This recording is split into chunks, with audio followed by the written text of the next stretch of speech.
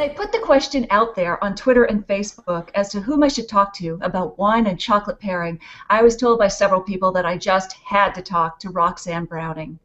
Roxanne Browning is known as New York's chocolate sommelier. She hosts tastings of exotic artisanal chocolates from around the world, often pairing them with wine. This is a woman who knows how to live well. Welcome, Roxanne. Thank you for having me. All right. So before we dive into the wine and chocolate pairings, let's talk a little bit about how you got started with your lifelong passion for chocolate. I was reading a little bit about on your excellent website, which we'll post with this video, that it started with a search for the ultimate bar, and that led you down to the Ecuadorian rainforest. So tell me a little bit about that. Well, it's very similar to as if a winemaker would want to go to Italy or France to experience old world winemaking. Cacao's origins are in the Amazon, so I had to go. And I worked with the natives in the Ecuadorian Amazon in the lower Napo region and lived with them in a very modest hut in a tiny little community and harvested cacao and saw how it went from the bean to the bar. Wow, that's like, you're really, there's similarities with grapes and wines, you know, grape to glass, and helping out with the harvest as a means of really understanding what goes into the process. Is the similarities are uncanny. So tell me a little bit more about cacao for those who aren't deeply into chocolate yet. They will be after this video. But what is that? What exactly, and why is it down in the Ecuadorian forest as opposed to a lot of other regions around the world? Well, actually, I have a pod here, if you'd like to see it. Yes, I would, please. Okay. This is a cacao pod. Good. And good. yeah, it is the color of the Nacional bean of Ecuador, where I was. And the Nacional bean is only indigenous to Ecuador. Okay. And just like varietals of grapes grow best in certain terroirs, so does cacao. And there are many, many varietals, and they come in all different colors and all different sizes. So this is a pod, and in here are beans. First, they start out as seeds, and then they are turned into beans by the fermentation process. Okay. So and are these? That's great. Good demo. Good props. Excellent props. And so, I don't know a lot about chocolate, but I want to learn. Is that the only region that makes benchmark chocolate, or is it all around the equator that you'll find regions of chocolate growing? Okay, that's a good question. And how I could best explain that is wine is in the 30-50 zone on the planet. Latitude, longitude, yeah. Okay. Cacao can only be grown in the 20-20 zone, which is 20 degrees north and south of the equator, which is the entire tropical belt that goes around the world. And its origins are Latin America, the Amazon region, which takes in about 5 countries. And these are heirloom cacao. Certainly where it originates, it's going to be the best. Heirloom by meaning that the plants are old or something? Well, it has history. It's been there for thousands and thousands of years. And that's where it began, and that's where it thrives the best. Trades have taken them to Africa, Indonesia, Madagascar, and in those regions, except for Madagascar, cacao is more of a bulk chocolate product to fulfill quick fantasy needs of chocolate, of candy bars. It's not real chocolate. Quick fantasy needs, though. That doesn't sound so bad. So real chocolate, real cacao is in the Latin American nations. Okay, so I understand that this chocolate is terroir driven, just like wine. But you do talk, like when we first spoke and emailed back and forth about doing this chat, you said, well, you know, there's a misconception that, you know, the candy bars, the chocolate bars that we buy, those are just candy. And what's the difference for you? Is it just the sugar content, or is it truly the origin of the beans? What divides candy bars, chocolate bars, from real artisanal chocolate? Well, all candy bars, their chocolate is bought on the commodities market, which is the bulk flavorless beans.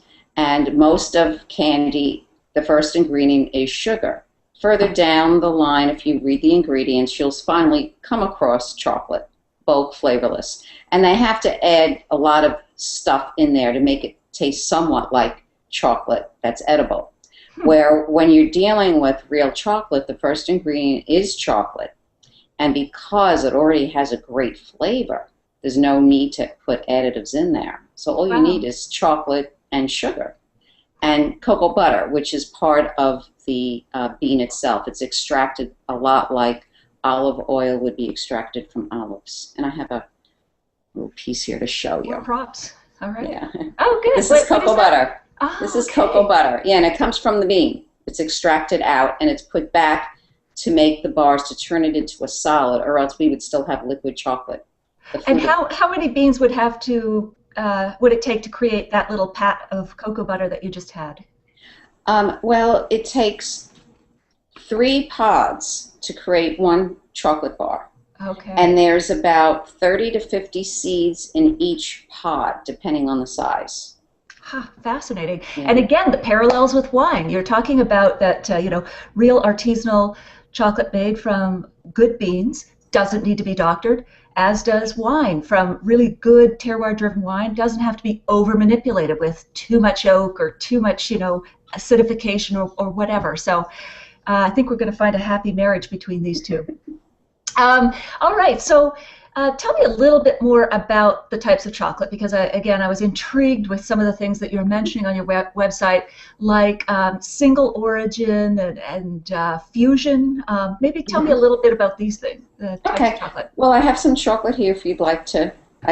This represents different regions of the world. Okay, great. Okay, you can see them up. Yep. For instance, I have Peru here, Ecuador, I have Venezuela, Grenada, Cuba. I have Madagascar. Are those really hard to get, or if you know your local specialty chocolate retailer, you can really taste widely? Well, because I live in the New York area, there are certain places in New York City where you can get an array of fabulous chocolates from all over the world. So not everybody has that luxury. Right. Even though you're in New York, people always ask me, where can I buy these chocolates? And it's not always that accessible to get to certain stores if you don't always get into the city. But the chocolate makers that I work with, they all have their own online presence, and I encourage people to go there if they want to buy direct as well. Oh, that's a good idea. That's really good. And are any of those, what are fusion chocolates? Well, I call them fusions because if there's something in there other than chocolate, it's a fusion. And generally, I have one, for instance, that's infused with berries, strawberries, raspberries, and let's see, this one right here. Okay. Yeah, and it tastes great. Yeah. Oh yeah, the marriage of the flavors really works, between the berries and the chocolate, the acidity of the berries and the sweetness of the chocolate. Mm-hmm. Well, chocolate already has its own fruit-forward notes because it is a fruit. Okay. So in the processing, that part is a fruit. And that's one thing I teach people all the time. Nobody even has a clue that it's a fruit. They think nut, bean, vegetable. Nobody knows it's a fruit. So it grows on a tree, and because it is a fruit, there's a lot of acidity. So it depends on each chocolate maker and farmer how much acidity they want to leave in or take out. So the more acidity that's taken out, the less fruitiness it will have. So there's a lot of citrus notes, berry notes, cherry, you name it, just like wine. Wow. It's fascinating. It is. And what is, aside from that, which is a really important point to make, what is the biggest misconception that people have about chocolate, or how to buy it, or how to serve it? Anything else that comes to mind? Well, it's new territory because chocolate is still in the candy aisle. So when I do my events, people are just blown away. They have so many questions. I can't even begin where to start. They are just blown away by the taste. If I do a comparison of a commercial chocolate that they're all accustomed to, that we all have grown up with, and have them try real chocolate, they go, oh my God, I can't believe the differences. It doesn't even taste like chocolate, and they don't want to go back. So the questions are endless. Right. It's just great. Absolutely. And is there a particular tip, just right before we get into tasting this with wine, that you have on serving chocolate? Like, I know with cheese, it's good to bring it up to room temperature Hmm. before you serve it, but is there something in particular that you advise with chocolate? Well, actually, I advise people to treat chocolate just like cheese. Ah, You bring it to room temperature. It shouldn't be too cold, or else you're going to lose the flavors. Too warm, obviously, it's going to melt. So room temperature is perfect. And I encourage people to snap it. ah, Snapping gives a very good indication of a quality chocolate. okay. The tempering is important. What is tempering? Tempering is the final stage of chocolate making. It's when you get that very nice shiny sheen to chocolate. If you look at it and you'll say, "Wow, this is a great tempering." Chocolatiers strive for that, and it's quite a difficult process to master. There's a cooling of temperatures up and down until you get what you're looking for. And if you ever see a chocolate that has those like grayish blooms on the top, do you ever get a chocolate bar that looks like that? Yeah, I think so. An old one, you mean? Yeah, it could be like shelf life, it's too old or it wasn't tempered right. Okay. So I tell people, don't go back to your store to get your money back. Just melt it and bring it to room temperature, and the molecules go back into place, and it Oh, tastes like it was the day it was made. awesome. Yeah. And actually, I just had a few more questions too. I want to ask about fair trade. Is that an important aspect of chocolate? Oh, it sure is. And one of my criteria when I in my business, I call it chocolate with a conscience, that the chocolates must be even greater than fair trade. Fair trade is the gateway to doing the right thing, and there's certain models around the globe, and they're all working very hard to create a perfect world for the farmers. What I do is direct trade. What that's the chocolates that I see, which means either the farmer owns it, so they make 100% of the wholesale profits, or the chocolate maker and the farmer have a partnership, and they make Okay. probably 10 times the amount that they would if it was on the fair trade market. Wow. Commodities market, they make pennies or nothing. So there's a huge gap. Wow. And I know fair trade, when it applies to wine and other agricultural industries, is about decent wages and living conditions for Yes. the farmers and workers. But do you have a rough idea of how much a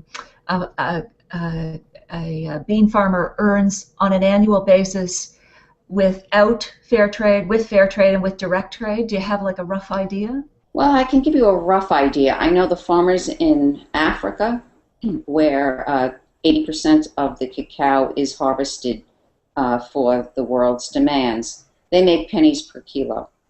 Pennies. Okay, So they make nothing.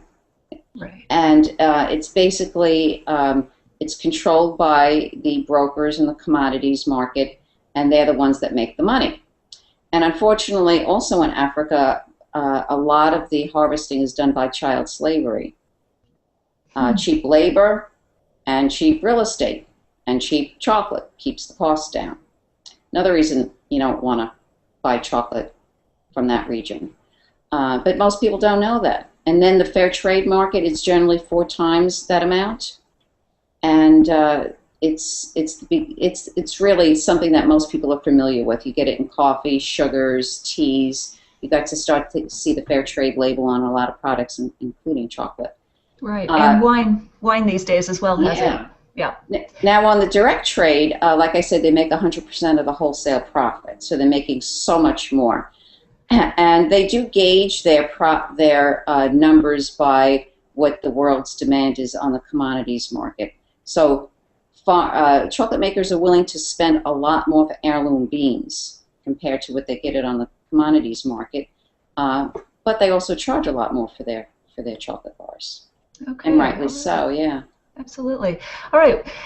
Roxanne, we're going to pause here because this is a good break, and we'll come back. we both have some very full-bodied reds to taste with our chocolates, but we're going to take a small break, and we'll be back with you soon. Great. Thank you. Thank you.